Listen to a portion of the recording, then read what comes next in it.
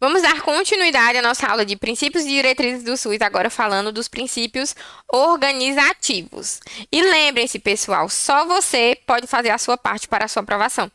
Então, tô aqui juntando a nata da nata, o que é bom, o que é preciso para você ler, para você revisar. Mas se você não fizer a sua parte, nada vai dar certo. Então, eu acredito em você, que você vai estudar, que você vai revisar e que sua aprovação vai chegar.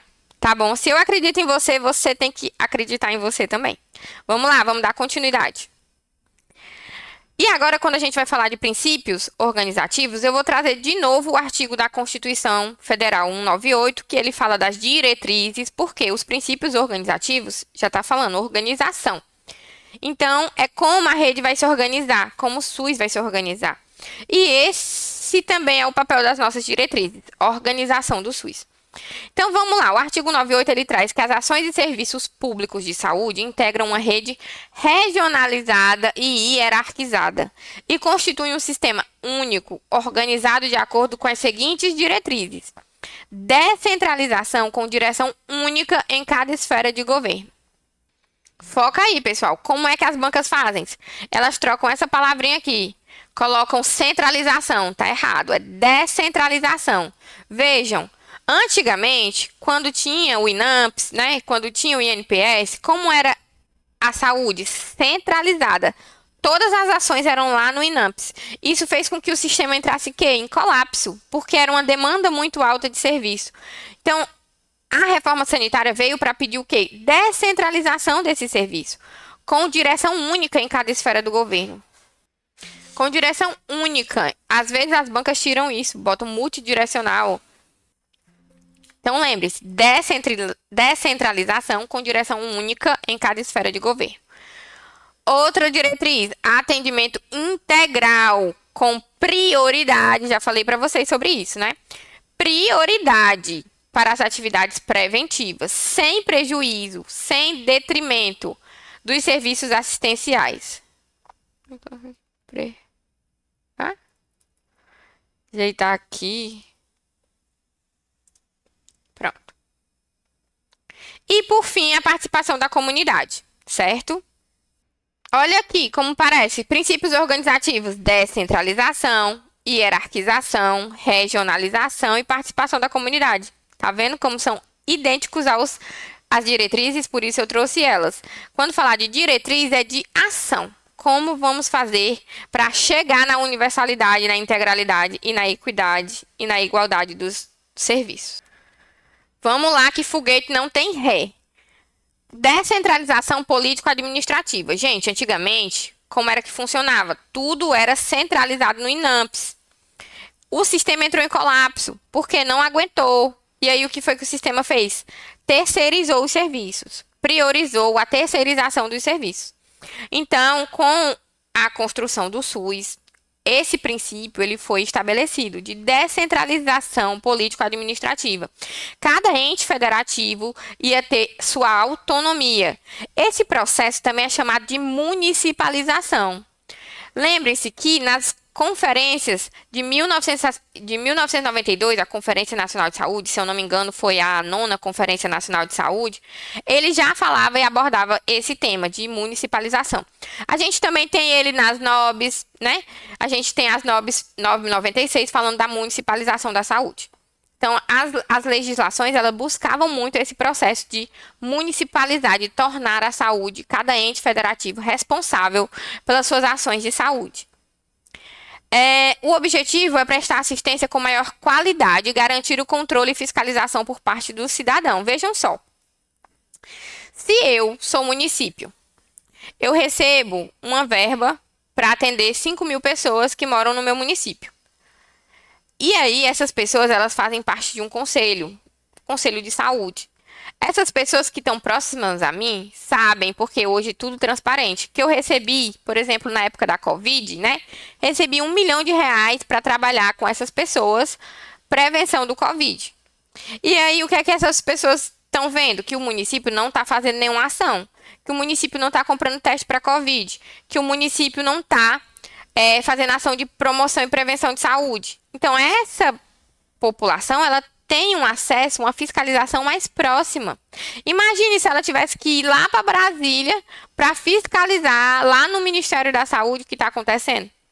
Né? Até se pode denunciar lá no DenaSUS, né?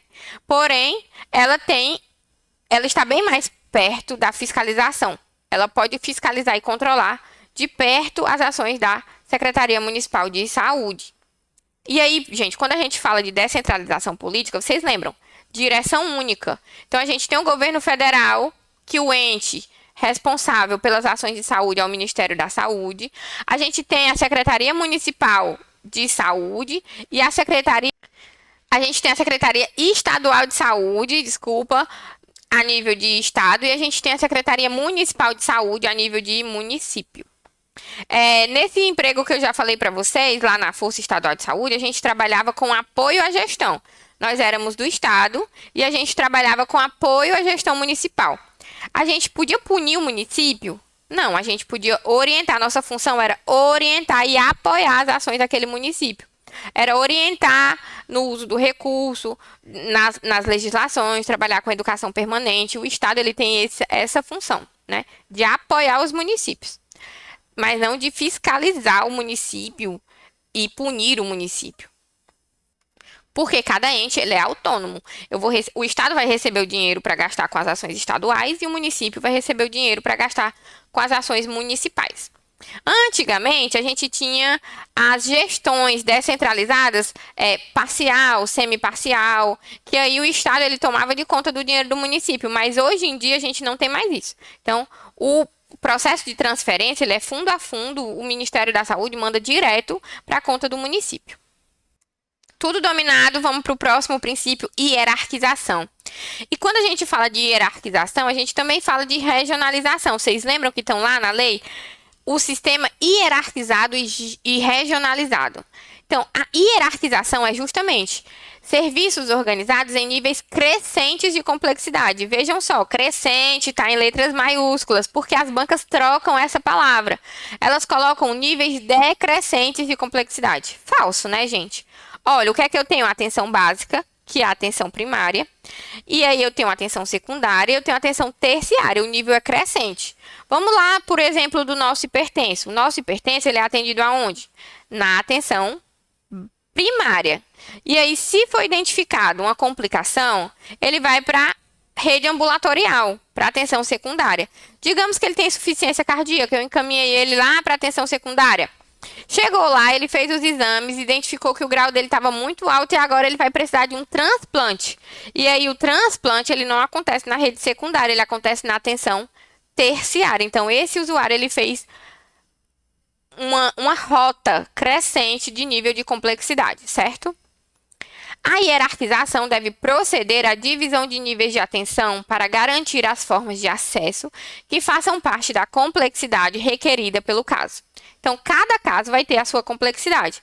Por exemplo, outro exemplo, em saúde da mulher, a gente tem aqui uma gestante de baixo risco.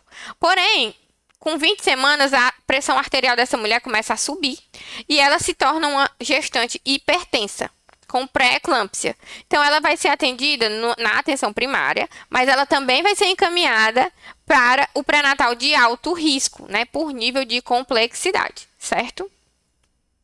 E aí, gente, quando a gente fala agora de regionalização, a regionalização é justamente ter acesso a esses serviços de saúde de forma regionalizada. Então, vejam só, antigamente, no tempo lá do INAMPS, não importava se o município tinha um porte pequeno, médio ou grande, eles poderiam receber um hospital de 20 leitos, por exemplo.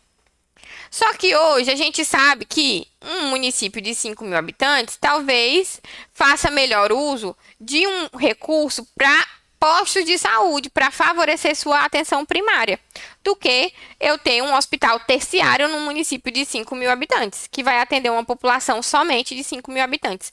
Então, esse processo de regionalização ele veio para distribuir melhor o recurso dentro de uma região de saúde.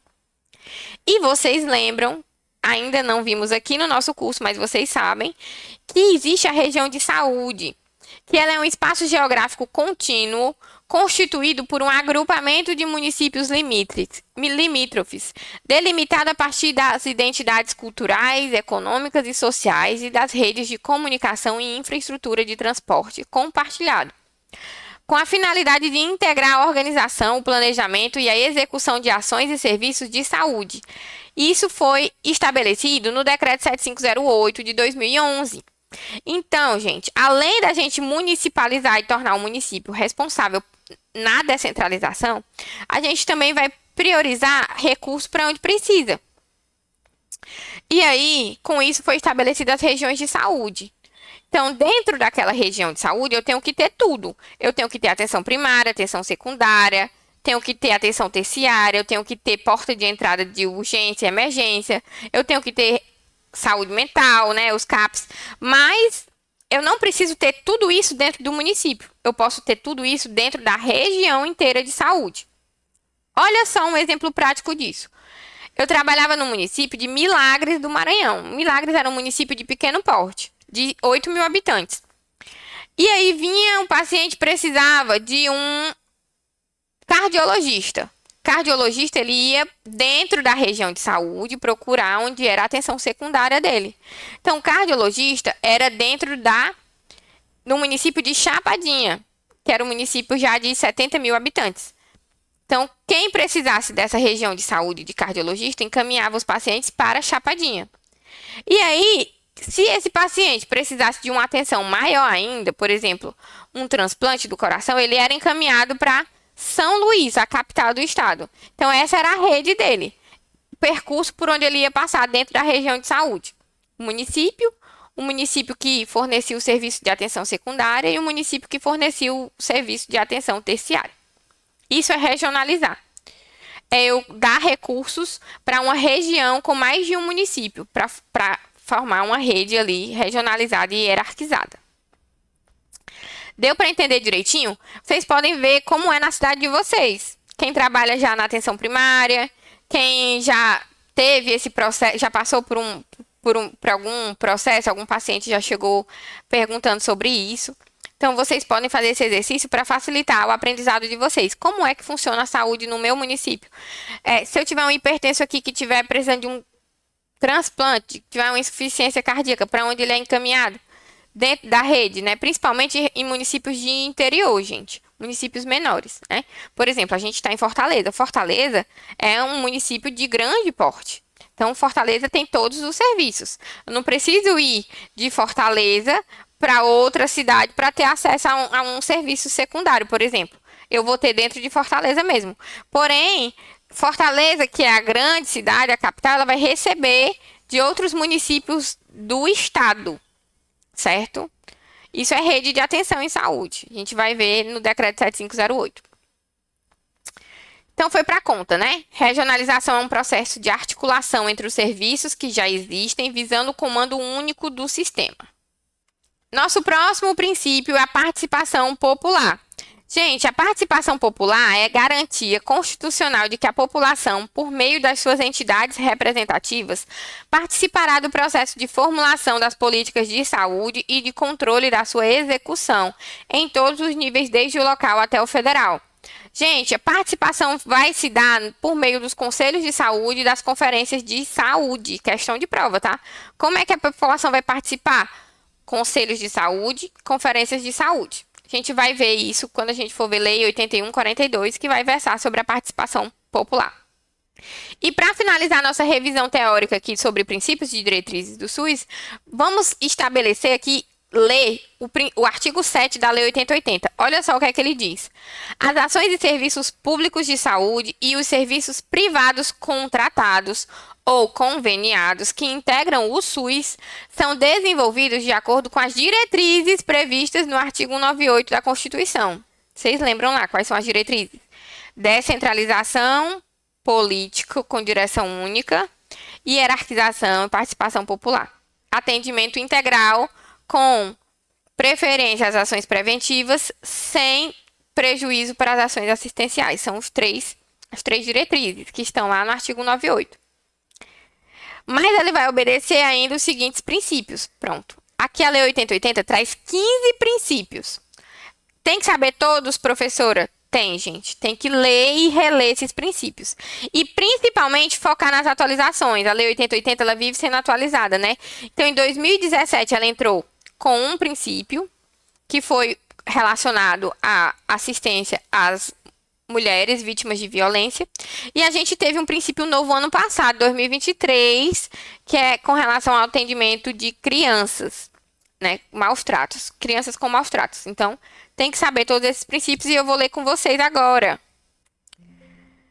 Universalidade de acesso aos serviços de saúde em todos os níveis de assistência.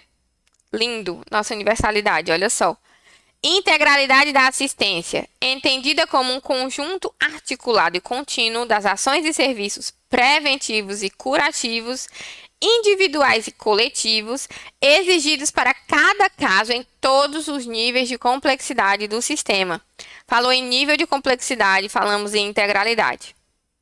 3. Preservação da autonomia das pessoas na defesa de sua integridade física e moral.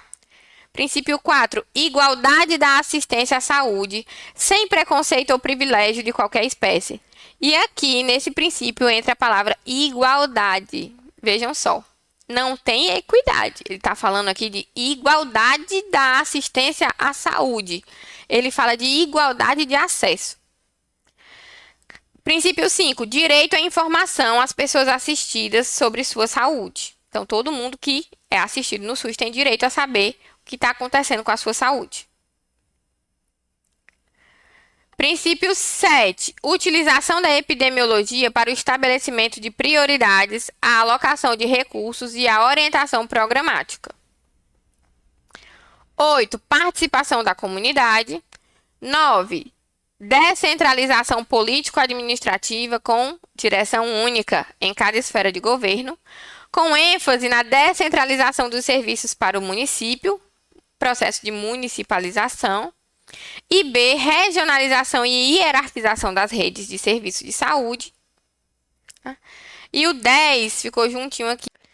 E o 10 é integração em nível executivo das ações de saúde, meio ambiente e saneamento básico.